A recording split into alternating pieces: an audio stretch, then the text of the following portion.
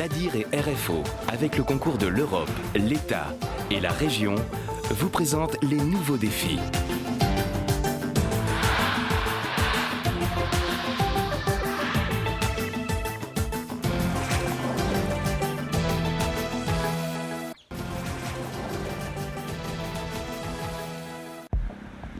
La route des Tamarins fait sauter les bouchons routiers et les bouchons de champagne.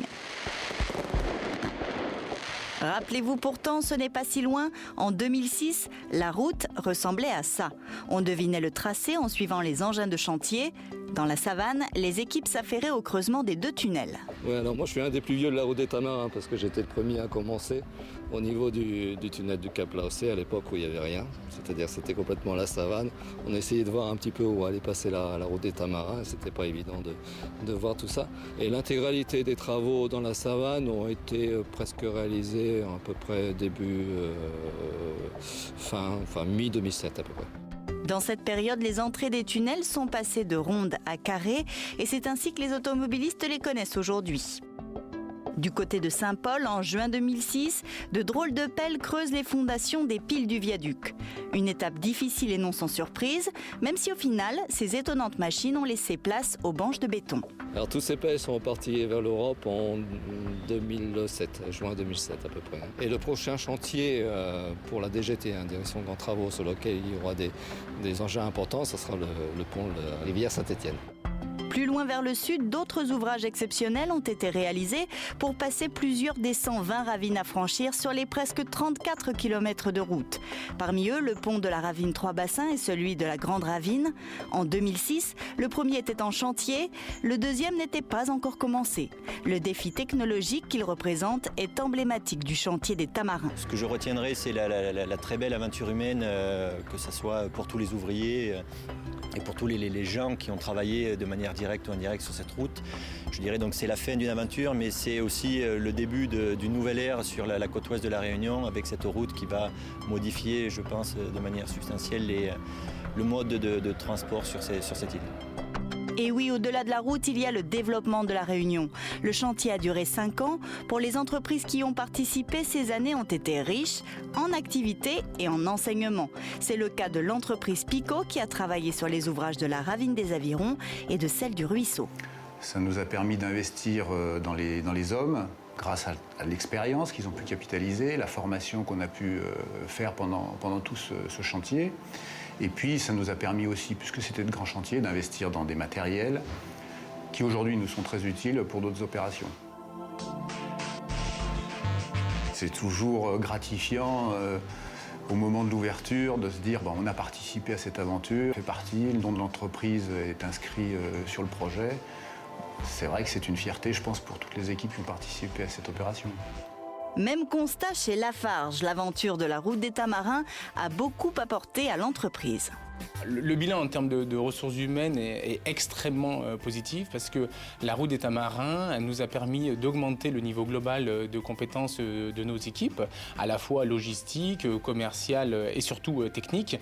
Pourquoi ? Parce que ce sont des ouvrages qui sont tout à fait exceptionnels et donc nous avons dû mettre en place des programmes de formation. Pour les besoins du chantier, des centrales à béton se sont installées non loin du tracé de la route. Pour fournir le pont de Trois-Bassins, en béton spécial notamment, Lafarge a implanté temporairement 2 centrales. Principalement par rapport aux difficultés de circulation vis-à-vis de nos centrales de réseau qui sont basées au port et à Saint-Louis. Et donc pour alimenter ces chantiers-là, il fallait absolument des centrales au plus près des chantiers parce que le béton a une durée de vie assez courte. Certaines centrales à béton ont d'ores et déjà été démontées, tout comme la centrale à bitume qui à la fin du chantier a été totalement démontée avant de prendre la route des Tamarins pour un dernier voyage en convoi exceptionnel. La fin d'un tel chantier peut rendre nostalgique. Pour la direction des opérations de la route des Tamarins, le regard dans le rétroviseur réveille aussi d'autres souvenirs. Le plus fort de l'activité, ça a été 2006, 2007 et 2008 où nous dépensions chaque année plus de 200 millions, en fait 260 à 280 millions d'euros. Ça traduisait une pleine activité. Et là, tout au long du chantier, évidemment, les problèmes éventuels apparaissaient et il fallait les régler. Heureusement, il n'y a pas que les factures et les problèmes. La route des Tamarins, c'est aussi de la fierté pour les nombreux ouvriers qui ont trouvé un emploi grâce au chantier de la route. Des emplois qui ont été parfois précédés par une formation. 700 formations ont été financées par la région et plus de 60% de ces personnes-là ont effectivement travaillé sur la route des Tamarins. Nous avons rajouté une clause d'insertion qui dit, voilà, 5% du personnel seront issus de chômeurs longue durée, seront des RMistes ou des jeunes initialement sans aucune formation. Et on a fait le constat que les entreprises ont pleinement joué le jeu. Gismi Picard, lui, n'a pas bénéficié de ces dispositifs. En revanche, le chantier de la route lui a permis de se forger une expérience. Il est ingénieur dans un bureau d'études à la Possession. Il a travaillé sur l'ouvrage de la Ravine-Fontaine. C'est quelque chose qui ne se fait pas dans la vie de tous les jours. Par contre, s'il y a le tram-train si le projet se réalise, peut-être on aura l'occasion de travailler sur un des grands ouvrages. Comme les 1600 personnes qui ont participé au chantier, Gismi a son nom inscrit dans ce livre. La route des Tamarins, la réunion des défis. Il a même été sollicité pour témoigner de cette expérience. Nous avons voulu, à travers cet ouvrage, rendre hommage aux bâtisseurs qui ont travaillé sur ce gigantesque chantier depuis 5 ans. Et pour faire vivre le souvenir de ce chantier, la région a ouvert son fonds de photographie. On a eu à peu près 6000 photos, donc on a sélectionné 600 à peu près. Donc c'est un extract de l'ensemble pour pouvoir montrer justement tout le travail qui a été réalisé. La route des Tamarins terminée, tout le monde attend les autres grands chantiers à venir. Aujourd'hui, les Réunionnais se sentent des acteurs, les constructeurs, les bâtisseurs, et j'espère que c'est une nouvelle ère dans notre histoire.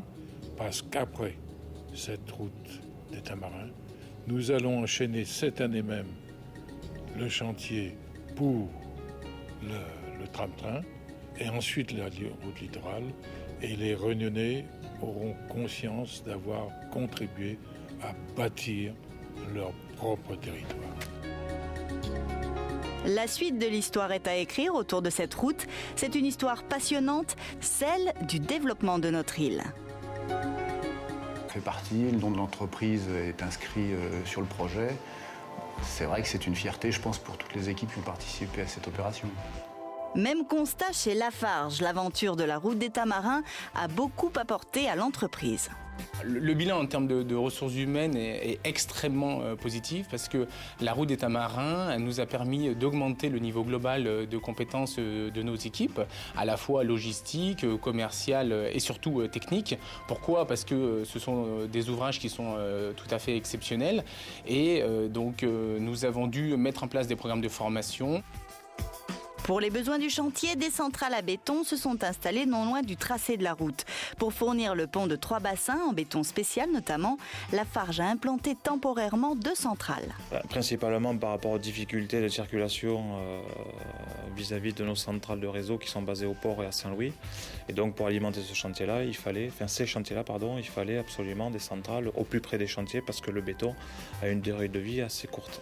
Certaines centrales à béton ont d'ores et déjà été démontées, tout comme la centrale à bitume qui à la fin du chantier a été totalement démontée avant de prendre la route des Tamarins pour un dernier voyage en convoi exceptionnel. La fin d'un tel chantier peut rendre nostalgique.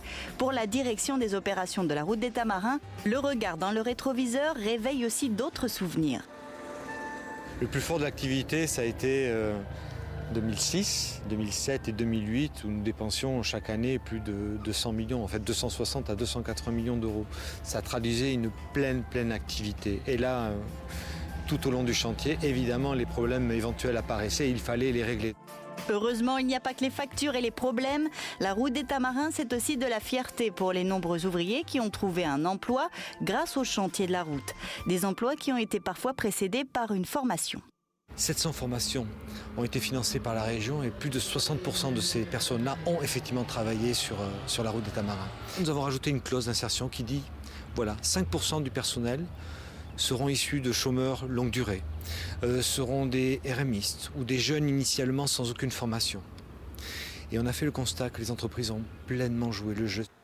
Gismi Picard, lui, n'a pas bénéficié de ces dispositifs. En revanche, le chantier de la route lui a permis de se forger une expérience.